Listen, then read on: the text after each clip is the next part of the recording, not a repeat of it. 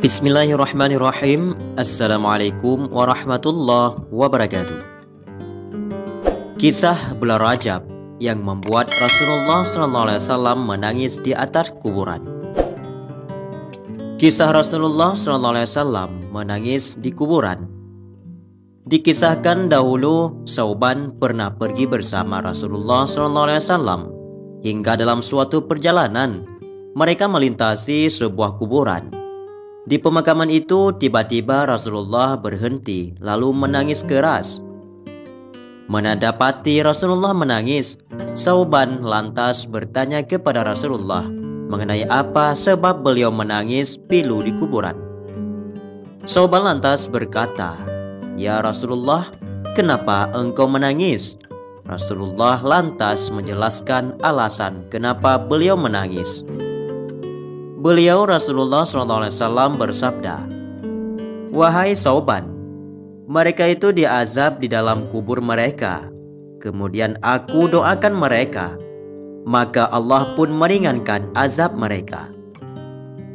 Rasulullah lantas melanjutkan penjelasannya, "Wahai Sauban, sekiranya mereka itu berpuasa 1 hari saja pada bulan Rajab dan tidak tidur 1 malam di bulan itu, niscaya mereka tidak akan diazab dalam kubur mereka." Sauban lantas bertanya kepada Rasulullah SAW, "Wahai Rasulullah, apakah puasa sehari dan sholat semalam di bulan itu dapat menolak azab kubur?" Rasulullah lantas menjawab, "Wahai Sauban, demi Allah yang telah membangkitkan aku benar-benar sebagai seorang nabi, tidak seorang muslim pun, baik laki-laki maupun perempuan, yang berpuasa sehari dan salat semalam di bulan Rajab dengan menginginkan ridha Allah Subhanahu wa taala semata-mata, kecuali Allah Subhanahu wa taala akan mencatat untuknya ibadah 1 tahun yang dia puasai siangnya dan salati malam-malamnya." Rasulullah SAW pernah menjelaskan bahwa kelak di hari kiamat seluruh manusia akan kelaparan. Namun meskipun begitu, ada beberapa orang yang tidak akan kelaparan di hari kiamat. Mereka itu adalah para nabi, keluarga mereka, dan orang yang berpuasa pada bulan Rajab, Sya'ban, dan juga pada bulan Ramadan. Mereka semua akan merasa kenyang dan tidak merasa lapar maupun haus sama sekali. Begitulah besarnya fadilah berpuasa di bulan Rajab, Sya'ban, dan juga bulan Ramadan. Kisah yang kedua yaitu kisah kelebihan fadilah bulan Rajab.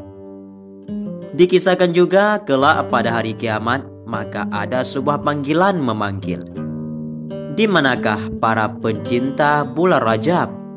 Kemudian keluarlah sebuah cahaya.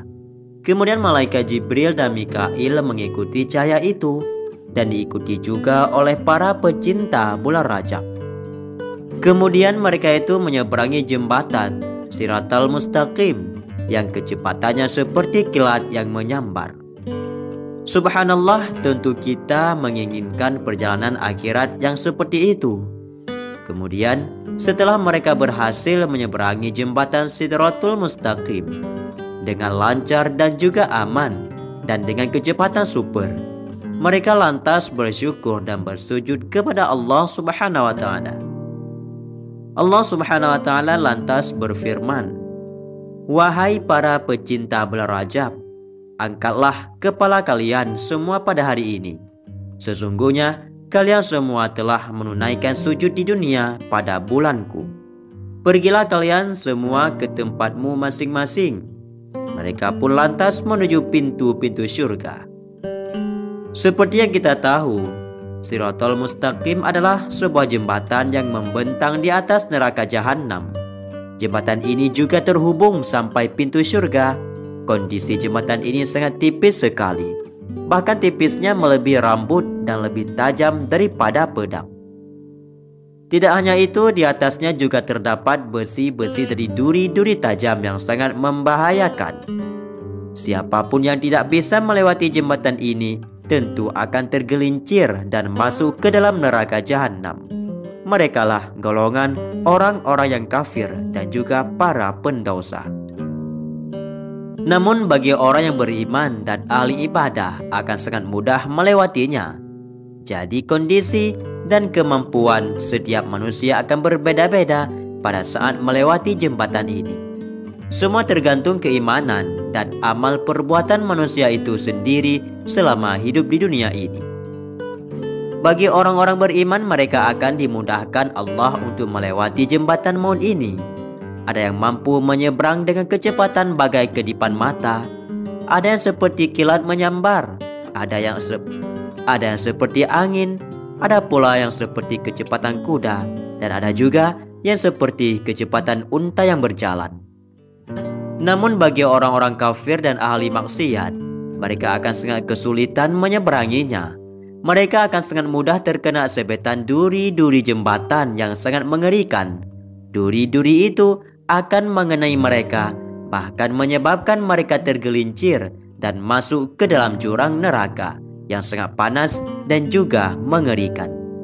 Semua kejadian ini menjadi gambaran amalan mereka sewaktu masih hidup di dunia. Hal ini pantas mereka dapatkan karena hidup penuh dosa dan juga kemaksiatan. Itulah dua kisah tentang bulan Rajab yang membuat Rasulullah SAW menangis di kuburan dan juga fadilah kelebihan bulan Rajab. Semoga saja sekilas kisah ini dapat memberi manfaat bagi kita semua dan juga dapat menjadi ilmu pengetahuan yang baru. Wallahu a'lam bishawab. Assalamualaikum warahmatullahi wabarakatuh.